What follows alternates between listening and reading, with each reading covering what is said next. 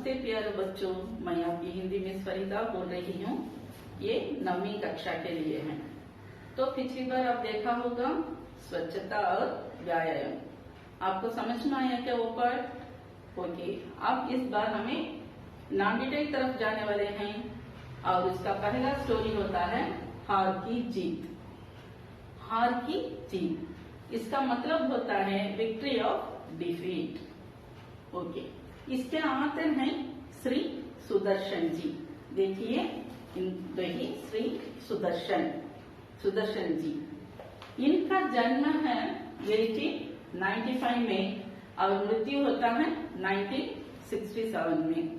इन्होंने एक प्रसिद्ध मशहूर कहानीकार हैं और इनका कहानी पहले बार सरस्वती पत्रिका में पब्लिश हुआ था। ओके, अब हमें कहानी के तरफ जाएंगे। ये कहानी एक डाकू, घोड़ा और एक बाबा बारदी नाम बीच में चलने वाला ये कहानी, एक स्टोरी होता है। ओके, इसमें पहले ये हीरो होते हैं बाबा बारदी। बाबा बारदी एक बहुत मशहूर आदमी होते हैं और उन्होंने सब कुछ छोड़ दिया था सिर्फ अपने एक घोड़े के वास्ते। उनका घोड़ा उनको इतना प्यार था, बहुत प्यार करते थे उस घोड़े को, दिन भर उसे सहलाते थे, उसे खाना खिलाते थे और ऐसे रहते थे। इसके वजह से और उन्होंने सब कुछ, धन दौलत सब कुछ छोड़ दिया था। बहुत मशहूर था, उसका कीर्ति कहीं पर भी फैली हुई थी गांव भर में। सुनने वाले लोग तो बहुत पसंद करते थे उस आग देखने में, तो अच्छा रहता था। घोड़ा का नाम होता है सुल्तान। हमेशा वो घोड़े के साथ में ही रहते थे, उसे खिलाना पिलाना सब कुछ कराते थे, नहलाते थे, धुलाते थे। और हम शाम के संध्या के समय उन्होंने 3-4 मील तक इन्होंने क्या करते थे, उस घोड़े पे बैठकर सैर करते थे। ऐसा ही दिन भर चलता था, बड़ा प्रसिद्ध हो गया घोड़ा भी, उसका कीर्ति कहीं पर भी फैल गया था। और नेक्स्ट वन है डाकू। डाकू का मतलब क्या है? पीर, चोर। वहां का एक उस इलाका का डाकू होता है, उसका नाम है खड़क सिंह। खड़क सिंह देखते ही लोग उसको डरते थे,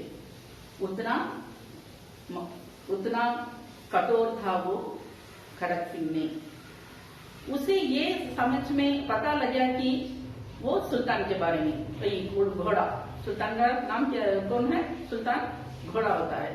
उसे देखकर, उसका कीर्ति सुनकर उसे ऐसा लगा कि एक बार जाकर उसे देख लेना। तो ऐसा ही देखते देखते एक दिन आ गया और सोचने लगा कहाँ पर होता है, कहीं पर होता है, ढूंढने लगा। आखिर वो पता लगा कि वो बाबा बारदी का घोड़ा होता है। अंत में वो क्या किया, बाबा बारदी के घर आ गया। तो ये पता नहीं था कि वो एक डाकू है, बाबा बारदी को थोड़ा भी पता नहीं है। तो वो आया और उनके साथ में बात करे, तो अतिथि स्वीकार कर दिए थे। उसके बाद में वो घोड़े के बारे में पूछने लगा। तो इनको तो इतना ही बहुत मन प्रसन्न हो गया, क्योंकि अपने घोड़े के बारे में आकर एक आदमी पूछता है, तो बहुत प्रसन्न हो गए थे। बाद में उसके बारे में सब कुछ बोलने लगे और उसके लिए वो क्या क्या करने लगे और उसका नाम क्या था बच्चों, उसका नाम सुल्तान, सब कुछ ये बोलने लगे। इसके बाद में वो डाकू ने वो घोड़े को देखने के लिए पूछा और कहा कि वो देखने के लिए मुझे मन चाहता है।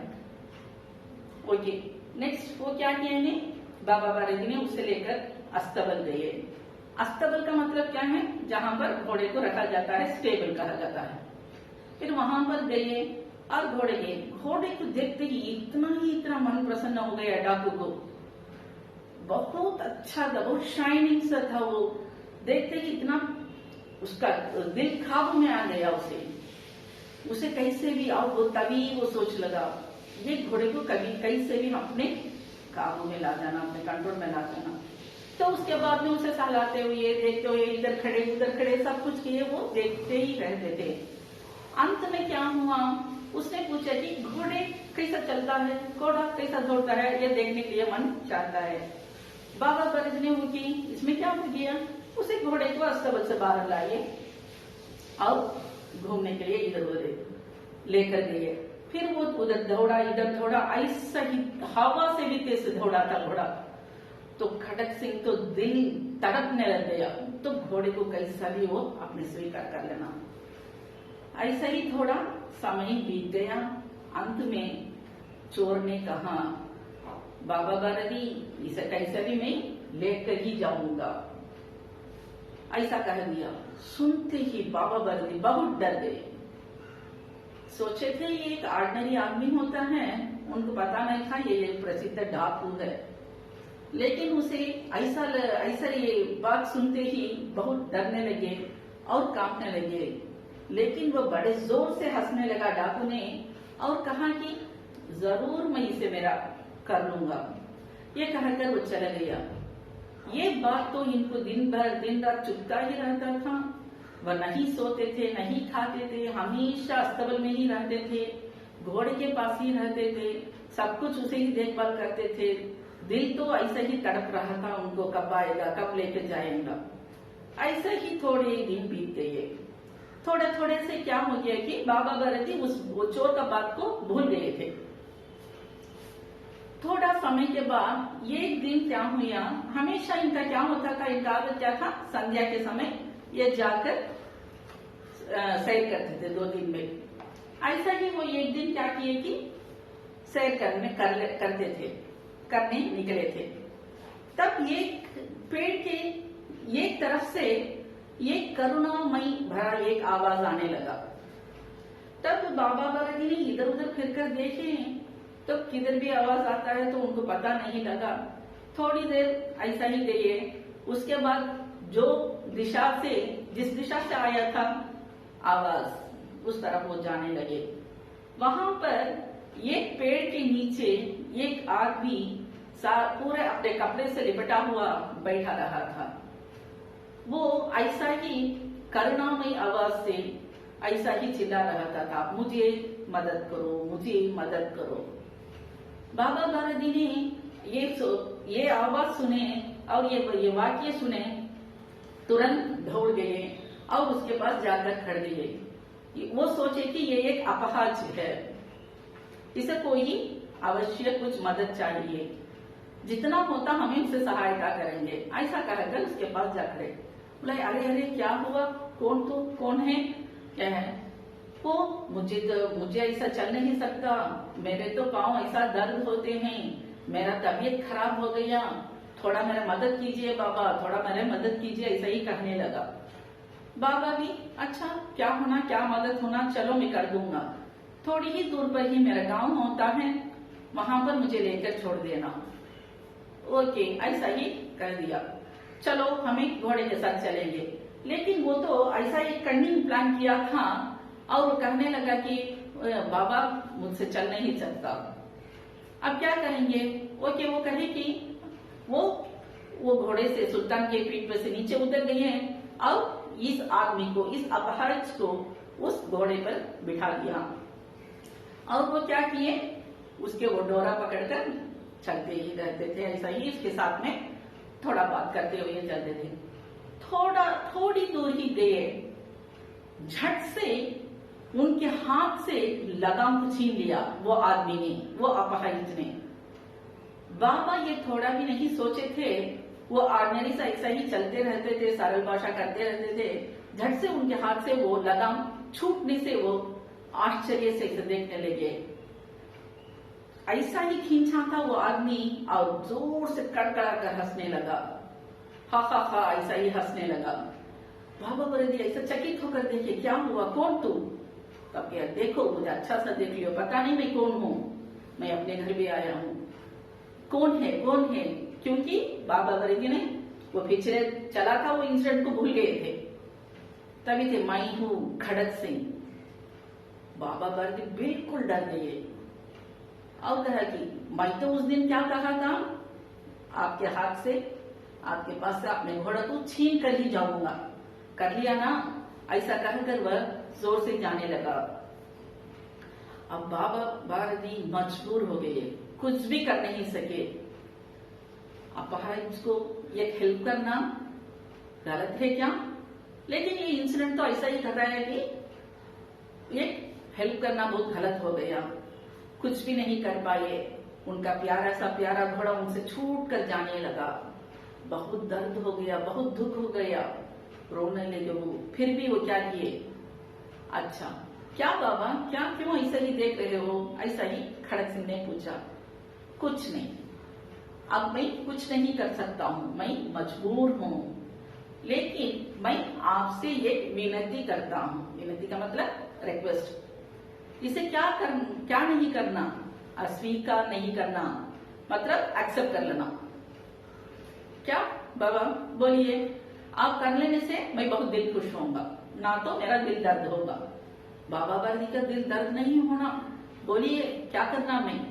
ओके, वो कहे कि ये पता जो अब चला है वो इंसिडेंट किसी को पता नहीं लगना, क्योंकि गरीब पर कोई भी विश्वास नहीं करेंगे। ऐसा ही कह दिया। ऐसा ही सोचकर वो बोल दिए जो उनके दिल में दर्द है। पहला बोले थे कि इसे किसी भी पता नहीं लगना, ऐसा ही सिर्फ ऐसा ही कर दिया। ओके, करने के बाद वो क्या किए कि वो घोड़े की तरफ भी मुड़कर नहीं देखे और चले गए। खड़क सिंह ने चले गया, लेकिन बार बार सोचने लगा कि बाबा बारी के बात को क्या करे थे इन्होंने। वो ये डाकू है, लेकिन ऐसा एक बार भी नहीं चला था कि वो एक बात को बार बार सोचने का। लेकिन खड़क सिंह ने उसे बार बार सोचने लगे, क्या हुआ, किधर कैसा हुआ, क्यों बाबा भारती ने ऐसा बात करते हैं।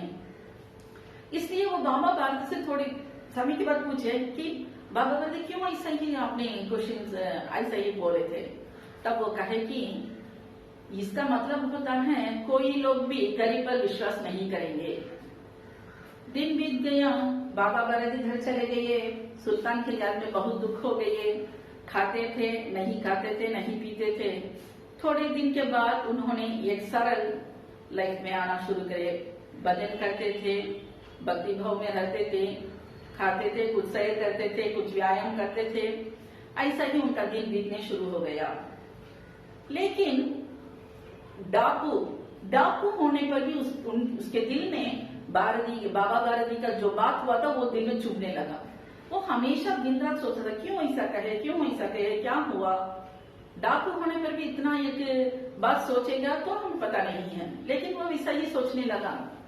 अंत में उसका मन परिवर्तन हो गया। मन परिवर्तन का मतलब क्या है? उसका दिल चेंज हो गया। उसने क्या सोचा था, ये घोड़े को अपने वश में रखना, लेकिन अब उसे ये पता लगा कि बाबा का बात उसे चुभने लगा। तो अब क्या करना? वो कि हमें इसे वापस कर देंगे घोड़े को, क्योंकि जितना प्यार करते हैं बाबा ने तब उतना एक ऐसा एक वाक्य कहेंगे। तो इसलिए वो क्या किया कि वो रात के समय वो घोड़े को लेकर गया था। कहाँ पर गया था? बाबा बारी के घर पर। वो जाकर वहां क्या किया, चुपचाप जाके अस्तबल में जाके बांध कर आ गया। फिर वापस चले गया वो डाकू ने। वो डाकू का नाम क्या होता है? खड़क सिंह। सवेरे होते ही एसोसिएशन वो उठ गए बाबा भारती ने। फिर वे व्यायाम करने, सैर करने, तो उनका डेली वर्क करने के लिए निकल गए। तब उनको थोड़ा एक आवाज सुनाई दिया था, और उनके दिल में भी कुछ ना कुछ एक पता लगा, कुछ ना कुछ होने वाला है, कुछ ना कुछ हो गया है। ऐसा ही वो सोचने लगा। तो थोड़े समय के बाद उनको घोड़ा हिनहिनाने का आवाज आने लगा। तब इनको पता लगा कि वो अपना घोड़ा का आवाज है। कैसा होता है, क्या होता है? वो दौड़ कर जाकर अस्तबल में देखते ही उनको इतना ही आश्चर्य हो गया, क्योंकि उनका प्यारा घोड़ा सुल्तान वहीं पर था। दौड़ गए वो घोड़े के पास, गले लगाए और उसे प्यार करे, उसे सहलाने लगे और इधर उधर घूम कर देखने लगे। देखे, मुड़कर देखे, उधर देखे, कोई पता नहीं। फिर भी रहने पर भी वो बहुत खुश हो गए। फिर सोचने लगे कि खड़क सिंह का काम यही हो गया है। क्या हुआ, क्या तो उनको तो घोड़ा क्या हो गया, वापस आ गया, बहुत खुश हो गए। यही स्टोरी होता है बच्चों। ये स्टोरी आपको पता होता ही होगा, मैं सोचती हूँ। ये स्टोरी से हमें क्या पता लगता है, कठोर दिल भी परिवर्तन हो सकता है, दिल बदल सकता है। तो बच्चों, किसी का माल झपटने का, चोरी करने का इरादा कभी नहीं रखना।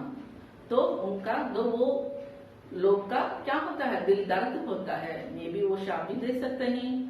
इसलिए बच्चों, अच्छी आदत ये है कि सबके साथ प्यार करना, किसी का चोरी नहीं करना। समझ में आता है क्या बच्चों? Okay, thank you.